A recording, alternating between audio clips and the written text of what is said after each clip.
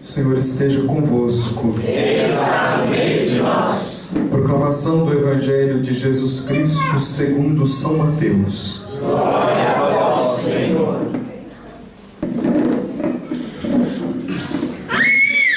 Naquele tempo, Jesus tomou consigo Pedro, Tiago e João, seu irmão, e os levou a um lugar à parte, sobre uma alta montanha, e foi transfigurado diante deles. O seu rosto brilhou como o sol, e suas roupas ficaram brancas como a luz. Nisto apareceram-lhes Moisés e Elias conversando com Jesus.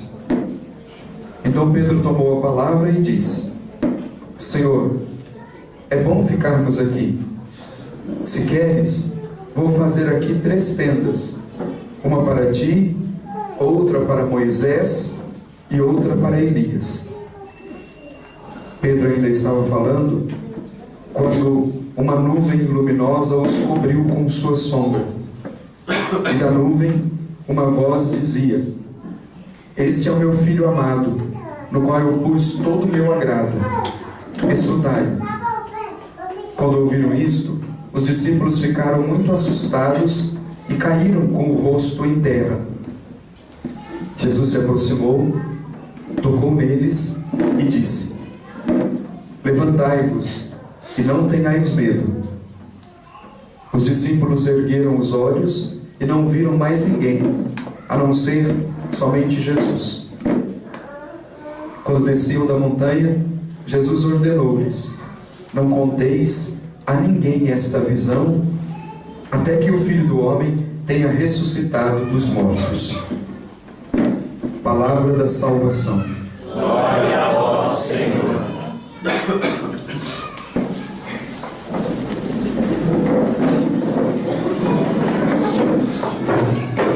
Louvado seja nosso Senhor Jesus Cristo. Para sempre seja louvado. Irmãos e irmãs, a liturgia da igreja celebra hoje a festa da transfiguração do Senhor. Essa festa, ou esse episódio da vida de Jesus, é uma antecipação da glória da ressurreição. E o ensinamento da igreja diz que Jesus transfigurou-se diante dos seus discípulos para que depois eles não se escandalizassem daquilo que ia acontecer no alto de um outro monte, no alto do Monte Calvário. Para que eles não se escandalizassem da cruz, Deus permitiu que a eles fosse dada antecipadamente uma visão do Cristo glorioso, do Cristo ressuscitado. A glória do Cristo ressuscitado se manifestou diante das testemunhas do Novo Testamento, Pedro, Tiago e João. E aqui há uma importância muito grande para esses 3 nomes. Pedro, que depois é o chefe da igreja, o primeiro entre os iguais. Tiago é quem vai ocupar depois a sede da igreja nascente.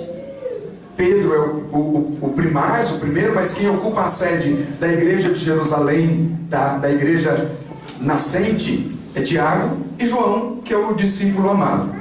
E junto com eles aparecem também Moisés e Elias, um representante da lei e outro o representante dos profetas. Moisés representa a lei, Elias representa os profetas. Transfigura-se sobre uma alta montanha. A montanha é sempre o lugar do encontro com Deus, o lugar do encontro privilegiado com Deus. Os profetas, depois os mensageiros, os patriarcas, sempre tinham grandes encontros com Deus nos lugares altos, no alto da montanha. E aí então, Jesus transfigurou-se diante deles. A transfiguração de Jesus é uma antecipação da ressurreição e também é uma antecipação daquilo que será o nosso corpo depois que passarmos pela experiência da morte. O Cristo glorioso leva em si uma marca. O Santo Padre e o Papa Francisco, no dia da Ascensão, fez uma meditação belíssima falando a respeito da apresentação do corpo glorioso de Jesus diante de Deus Pai. E ele dizia assim: a única coisa que Jesus levou da terra para o céu, como que num presente para ser entregue a Deus Pai, foram as marcas das chagas nas suas mãos, nos seus pés e no seu lado aberto. Essas marcas eram chagas gloriosas e que foram feitas no corpo de Jesus como resultado do nosso pecado. Então ele estava levando para diante de Deus marcas gloriosas que foram feitas no corpo de Jesus por causa do peso dos pecados da humanidade que foram colocados sobre ele quando ele foi pregado na cruz. O seu corpo estava glorificado, um corpo glorioso. Não tinha mais as marcas das chicotadas, não tinha mais os hematomas decorrentes do açoitamento de Jesus, mas tinha a marca das chagas. Aquelas marcas, mesmas marcas que Jesus ressuscitado apresentou para Tomé. Olha aqui as minhas mãos, olha o meu lado, coloca o dedo aqui. Essas mesmas marcas foram apresentadas diante de Deus. E lá, diz o Santo Padre, que quando Deus viu as marcas das chagas nas mãos, nos pés e no lado aberto de Jesus, Deus se tornou mais misericordioso ainda. Jesus leva da terra um presente para Deus.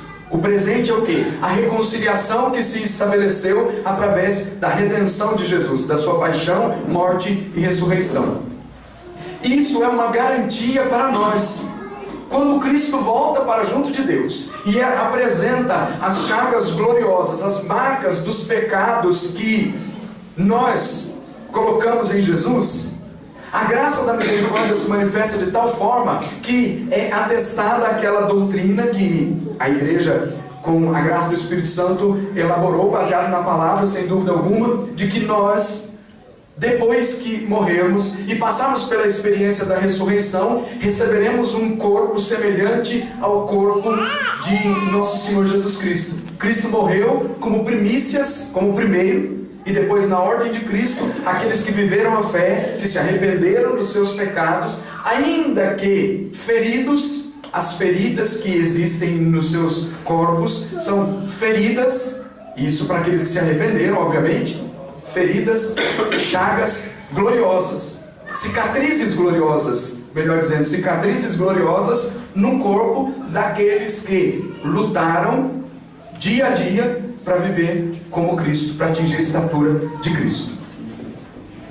Jesus dá a oportunidade de que os discípulos vejam como será a nossa vida divina, a vida da graça que Ele conquistou para nós. Aqui também está implícito que há uma revelação da divindade de Jesus, que este homem é Deus. E novamente há a manifestação da filiação divina. Em Cristo, que é o Filho, nós nos tornamos filhos. Não éramos filhos, mas em Cristo nós nos tornamos filhos. Volta àquela cena que tinha sido já apresentada no batismo de Jesus, naquela manifestação gloriosa que o céu se abre, o Espírito vem sobre Jesus em forma de pomba. Depois, a mesma palavra que sai da nuvem no dia da ascensão, que é como o sinal da manifestação gloriosa de Deus, é o mesmo pronunciamento que se deu lá no dia do batismo. Este é o meu Filho amado, no qual eu pus todo o meu agrado, escutai-o. E aí há a revelação também de que no Filho nós nos tornamos filhos, portanto, a filiação divina. Nós somos filhos de Deus, porque inseridos no Cristo, nós nos tornamos filhos. E depois, há uma expressão usada nos paralelos do Evangelho que fala da transfiguração, que é aquela cena em que Pedro se dirige para Jesus e diz assim: vamos fazer aqui 3 tendas, uma para ti, outra para Moisés, outra para Elias, vamos ficar por aqui mesmo. A manifestação gloriosa foi tão intensa que Pedro já definiu, e talvez a primeira dimensão dessa manifestação é essa: aqui é o lugar. É o lugar da glória, então vamos ficar por aqui mesmo. E de fato era uma presença maravilhosa ali. vivendo aquela manifestação de Deus do alto da montanha. E alguns acabaram até dizendo assim: Pedro está querendo se acomodar, está tão bom ali que ele quer ficar no alto da montanha, só experimentando a glória, não quer enfrentar o sofrimento. Pode ser uma interpretação. A glória estava tão intensa que é melhor ficar debaixo da manifestação da glória de Deus do que qualquer outra coisa. No entanto, era mais do que isso. Não era simplesmente dizer que eles queriam fazer 3 tendas para ficar por ali. Não. Isso era uma identificação de que Jesus de fato é o Messias. Porque havia uma tradição em Israel, e baseado até lá na profecia de Zacarias, que no fim dos tempos habitariam em tendas à espera do Messias, esperando a tenda definitiva, que não é uma estrutura humana, mas é o próprio Deus que se manifesta em meio aos seus. Mas essa manifestação definitiva passa pela cruz. A manifestação definitiva do Messias passa pela glória da cruz. Então, quando nos outros paralelos do Evangelho se diz que é preciso descer do monte Tabor, ou a expressão que nós usamos para dizer que é preciso descer do alto desse monte, porque ali ainda não é o lugar definitivo da manifestação gloriosa. É preciso descer do monte Tabor e subir na direção de um outro monte, descer do monte Tabor e subir ao monte Calvário. Só quem tem coragem de subir ao alto do monte Calvário é que experimenta a glória da ressurreição. Sem tomar a decisão de abraçar a cruz, de descer do monte Tabor e subir ao alto do monte do Calvário, não se experimenta a glória da ressurreição. Isso significa dizer que é no combate do dia a dia que nós vivemos a fé, e na luta do dia a dia, porque subir ao monte Calvário significa sofrimento, significa dor, mas à sombra da cruz nós contemplamos a glória definitiva. Então é preciso descer do monte Tabor e ir na direção do monte Calvário, para lá fazer então a experiência da glória.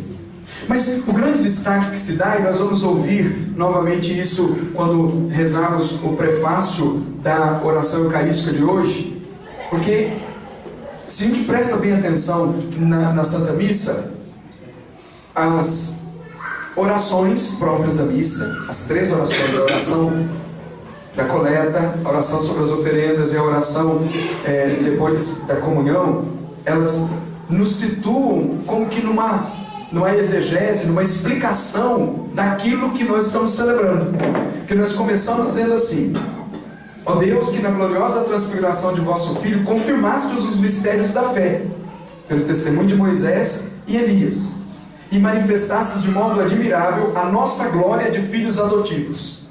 Então, que aquele que se une a Cristo recebe a glória dos filhos adotivos. E depois, o prefácio da oração eucarística diz exatamente isso. Perante testemunhas escolhidas, Jesus manifestou a sua glória e fez resplandecer o seu corpo igual ao nosso, para que os discípulos não se escandalizassem da cruz. Desse modo, como cabeça da igreja, manifestou o esplendor que refulgiria em todos os cristãos.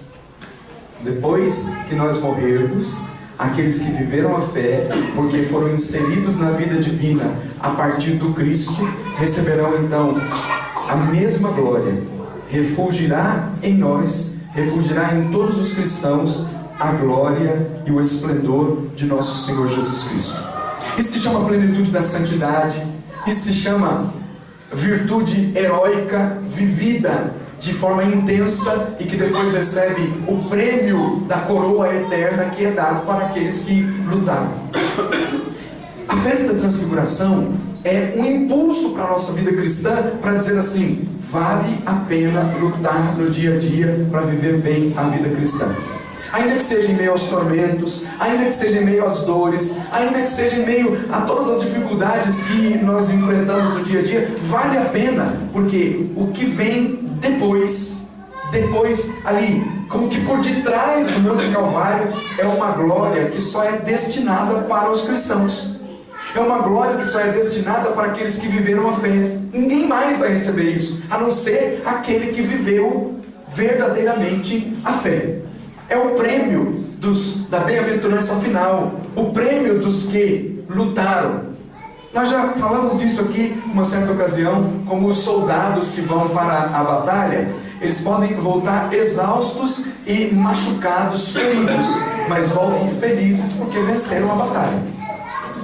Voltam machucados, feridos, mas felizes porque venceram a batalha. Essa é a glória da ressurreição. Somos feridos, somos perseguidos, muita coisa acontece durante o tempo da nossa vida presente, tentando impedir-nos de viver a fé, mas aqueles que lutam, mesmo com o corpo machucado, com as feridas, o que vem depois é uma glória que não se compara com nada que está estabelecido neste tempo presente. Isso para dizer de uma forma clara, vale a pena lutar para viver a fé.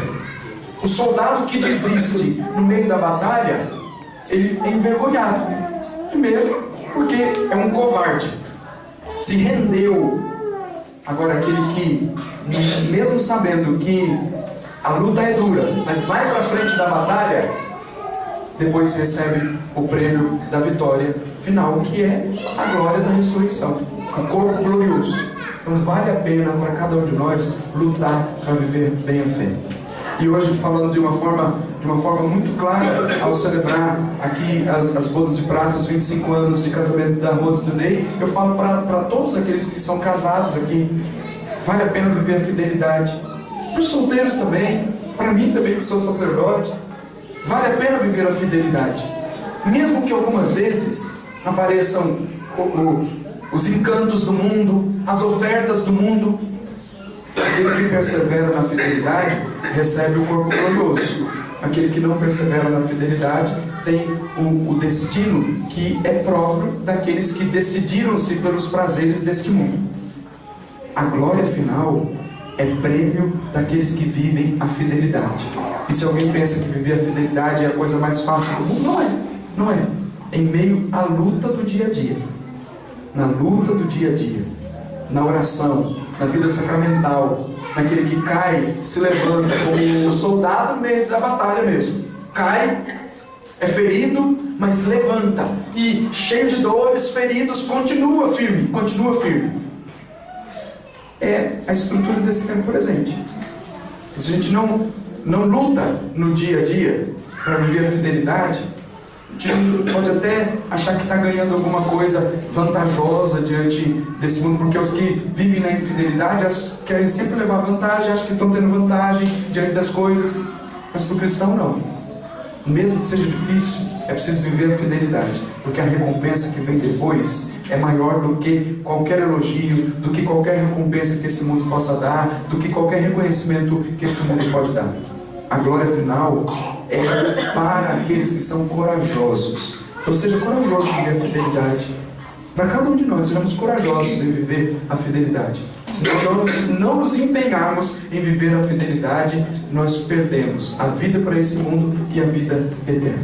Então vale a pena empenhar a nossa vida em viver a fidelidade.